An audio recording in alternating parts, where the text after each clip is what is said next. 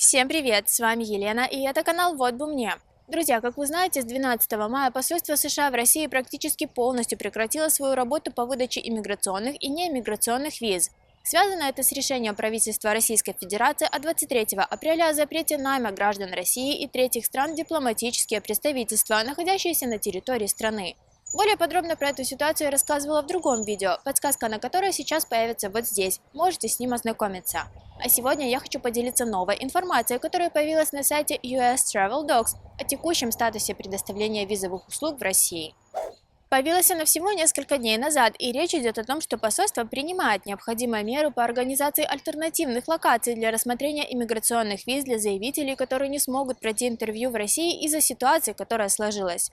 В первую очередь, это отличная новость для победителей лотереи DV-2021, сроки проведения интервью которых ограничены жесткими временными рамками, и время подходит к концу. Естественно, это касается и победителей DV-2022, интервью которых должны проходить в России. Возможно, в скором времени при заполнении формы DS-260 автоматически станут доступны альтернативные локации проведения собеседований. А для тех, кто уже заполнил и отправил анкету, условия переноса интервью не будут сопровождаться необходимостью иметь ВНЖ или гражданство той страны, куда будет осуществлен перенос интервью. Все это просто отлично, но есть одно «но». На данный момент это только слова, и, как говорится в самом сообщении, в ближайшее время появится обновленная информация на этот счет.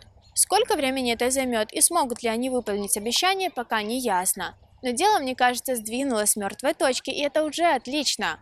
К тому же примеров создания альтернативных локаций проведения собеседования для победителей лотереи немало.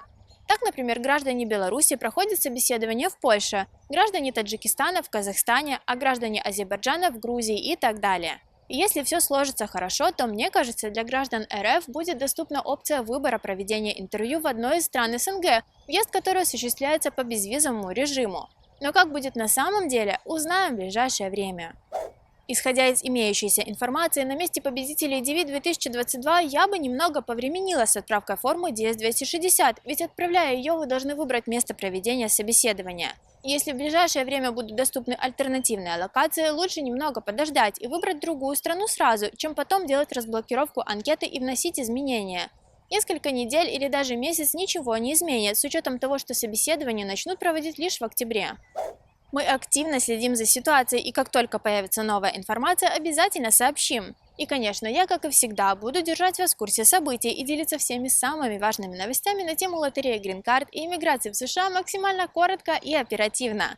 Если информация была полезной и познавательной, поддержите наш проект, подпишитесь на канал, подключите уведомления, поставьте лайк и поделитесь этим видео с друзьями. А если у вас остались вопросы к нам, смело задавайте их в комментариях. Каждую неделю мы делимся полезным контентом, так что зовите друзей и оставайтесь с нами.